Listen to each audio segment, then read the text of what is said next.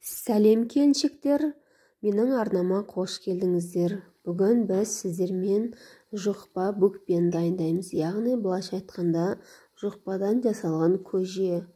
Менің осы арнамда жұқпаның жасалу жолы бар, қалай жасалынады, соны көріп алсаңыздар болады.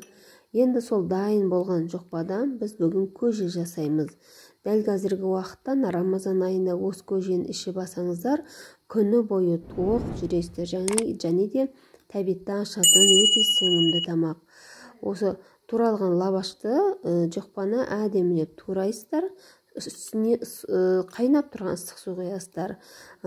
Кішкене сармай, тұз қосып, айран қосып, құрт езіп, әдемелеп қамыры өзі жаңағы еріп, сорпада әдем қоймалжың массаға түседі.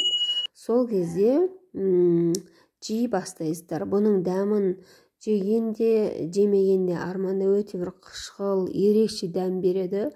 Бір жесең, қайтадан жеген кеп тұрады. Сондықтан да ас үй ханшайымдарына айтатыным, ер азаматтарыңызға жасап беріңіздер.